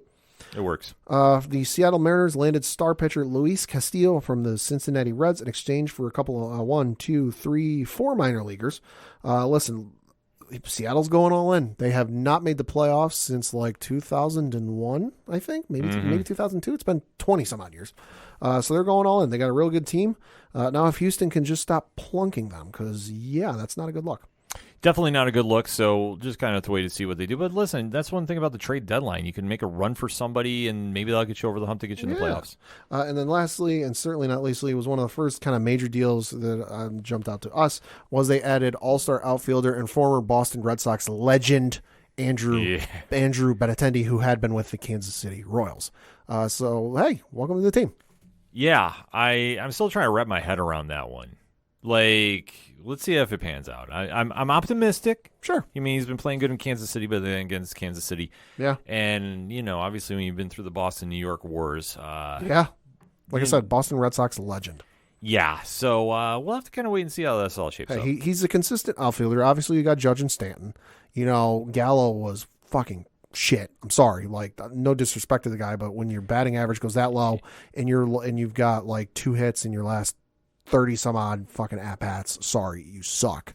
And then Hicks is a little inconsistent, so they needed something consistent in the outfield, and hey, hopefully Benintendi gives it to him. They addressed the need, and that's the one thing that we got to take away from it. Cashman knows what he's doing, except why we haven't re-signed Judge yet is beyond me. So that's going to be the number one priority in the offseason, and if they don't do it, expect us to have a very, very obscenity-filled ODPH when that happens. When that happens. So for my base, I'm just going to kind of talk a little AEW wrestling. I mean, obviously we started with WWE, but AEW's got a show coming on. Obviously, one of their specials is happening this Wednesday as we record, 8 p.m. Eastern Standard Time on TBS, and it is the Quake by the Lake. So Seriously? Yes, that's what they're going with. Okay. So it's one of the situations where obviously when they do their mid-season show, like specials, because they don't do monthly pay-per-views, right? This is supposed to be considered on that level. So the card is reading as announced courtesy of the fine folks at AEW PR. Matt Hardy is taking on Christian Cage. Okay. Thunderstorm, which is Thunder Rosa and Tony Storm, are tagging up against Britt Baker and Jamie Hayter. I'm already going to call this because I called this in blogs kind of anywhere. Tony Storm turns on Thunder Rosa, and that's setting up the match for Battle of the Belts 3, which is supposed to take place Saturday. I will say that's a good team name, though. It is a good. I got to give it to him. Good team name. It is a good team name, but I'm still on the fence of like what they're going to wind up doing here eventually. Because the only other shot is maybe Jamie Hayter gets in there for a title shot. I don't know, but I digress. That's a whole different special that we'll be talking about. The Undisputed Elite return. So Adam Cole, Bobby Fish, and Kyle O'Reilly are coming back. Now they're not in ring, but they're going to be coming back, and obviously they've been dealing with a lot of injuries. So waiting to see what happens here. It might be something announced for the trios titles that have been announced at All Out that we're going to have new champions there. So 6-man tags. Orange Cassidy is taking on Jay Lethal. Powerhouse Hobbs is going to be in action. A dumpster match. Now, you're probably asking what is a dumpster match, and I'm going to say it's exactly what you think it is. And if you saw the segment on AEW Rampage, I was not a fan of this. They did a rap battle that's supposed to be 8 Mile-esque with the Acclaimed and the Gun Club. That's hard to live up to that expectation. Max Caster, great. Yeah. Whichever one of the Gun Children was doing it, awful. And I'm sorry, they did this whole thing where he fake stuttered like he got shook on stage. Yeah. And he started stuttering. Yeah. It was awful. It was bad. Like, I don't care. I know I took some heat on Twitter from some trolls, and I don't even give a shit. I love the inspiration, but no, just don't try to live up to that. No, it was awful. It was trash. I'm sorry. I'm going to say it out there. Like, it's supposed to be. Caster knows what he's doing. The other ones just looked uncomfortable. So this is kind of going to be the culmination of their feud. So I guess somebody's going in a dumpster. But the main event for this night is one that's a little bit interesting because obviously we know CM Punk is out with injury. Jon Moxley is the interim champion. And what they have set up is this is going to be a title contender for Moxley. Okay. Because Chris Jericho came out last week during Dynamite and said he wanted his rematch against Moxley. So they set it up. But he also got kind of worked by Wheeler Yuta of the Blackpool Combat Club. So now that they are going to face each other, and the winner is going to get a shot at Moxley's interim world title. So I'll be honest, I have no interest in seeing Jericho face Moxley. I think Yuta at this stage, being a full-fledged member of the BCC, could be an interesting dynamic, but we've seen it happen before. So we'll have to wait to see how this one unfolds, but all this is scheduled to go down live on TBS Network Wednesday, August 3rd, 8 p.m. Eastern Standard Time. And then this leads right into the Battle of the Belts special, which I did talk about on Blogs Count Anywhere very quickly. I have a feeling this is how the card is going to shape up. We do know that Claudio is going to be defending the Ring of Honor title against Takeshita. They always have a AEW women's title match on there, so that's why I said Thunder Rosa is going to be defending it. That's why I say my guess is going to be against Tony Storm because I could see them doing that, and I could see them doing it new. And they always have the TNT title defended on there. So Wardlow, my guess, is going to be facing Jay Lethal, and I think this all comes out of this Wednesday night leading into Saturday night. So definitely something to keep in track of if you're watching AEW. I mean, they got a lot of uphill work to do, in my opinion. Obviously coming up against the Triple H regime for WWE, but it's nothing overcomable. Just I'm going to tell everybody that listens to AEW, that listens to the ODPH, focus on your own house. Don't worry about what WWE is doing. Listen, make the best card that you have with the talent you have, and everything will be okay. So that being said, Pat, the music you heard at the beginning of the show, that's Brian Wolf. But we have a special treat for listeners. Ooh. Closing the show is the brand new song Sometimes from Second Suitor. Now, Second Suitor has got a big August planned out. They're actually out touring a little bit right now, so you can catch them live. Definitely go catch them live. But Tyler Reed is going to be tagging up with his cousin Sean Carr to take on Garrett Holiday and Axel Lennox at Summerslam 2, taking place at the X in Johnson City, New York. So it's going to be a live show. Suitor's going to play. There's a couple more bands down there. I think there's something about comedy as well, too. But the major thing is there's going to be a wrestling match. So if you want to get in the door, it's $8. And for more information about that, check Second Suitor's social media. But more importantly, on the 12th, not only do you get Suitor Slam 2, you get the brand new album. So, Pat, where do I go find out about all this? ODPHpodcast.com. Right on. Swing on over to the music section. Go check it out. Check out the amazing groups that are on there, such as Shout at the Robots, Yard Party, Floodlands, and Tom Jolu, and all the amazing people that give us their music. Like, seriously, we can't say thank you enough. But while you're at the website, check out the Parlay Points blog section, which, like I said, the brand new Blogs Count Anywhere is up there. I've been right on my predictions about AEW lately, so listen, let's see if I'm right about my card. If I am, hey, Tony Khan, hook us up with some tickets. We definitely want to go front row. I know you're coming upstate, so definitely we'll make an appearance down there, maybe. Just maybe. But, Pat, also right at the website, we have a directory. So how many providers are we on? 802,000. Sounds about right to me. So we are growing every day, and if we're not on your favorite podcast provider, let us know. We'll try fixing that. We also have a classified section, which has friends of the show, such as 3FN Podcast. I'm so used to saying 8122 Productions, it just rolls off the tongue. But the brand is now 3FN Podcast, so you definitely want to shout out to them and their big things they got going on. Dragon Master Games, Off the Cuff Gaming, which definitely has got some big things going on as well. Organizational Link Support and Black Lives Matter, all the amazing pod groups we are in. So shout out to the aPODalypse, and of course, shout out to 607 Podcasts. All of that, the TeePublic Store. If it's anything and everything that is the ODPH, it can be found at odphpodcast.com. That's all we got for this week. So for the one only Padawan J. Thank you. I'm your host, Kannon. Thank you as always for listening to the ODPH podcast, better known as the Ocho Duro Parlay Hour. See you next time.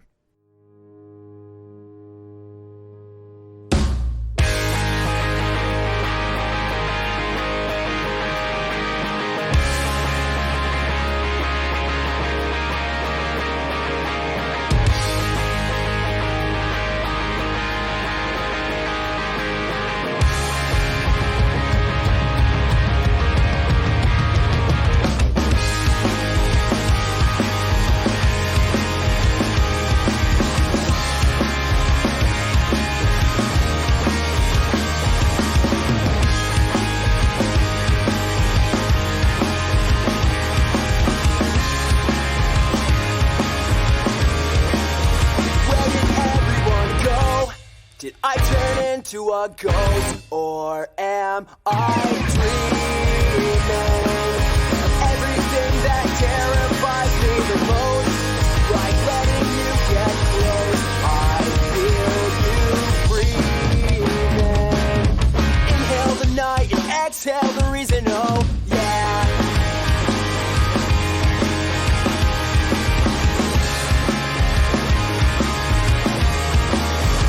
Try coast to coast, feel the sand between our toes while we still can. The sea of sharks scares me more on dry land. The world don't need another band, but I don't care. I'm not going anywhere, and sometimes we rise, sometimes we fall. Sometimes I start to question if I'm anything at all. Sometimes we fly, sometimes we crawl. I'll always have a reason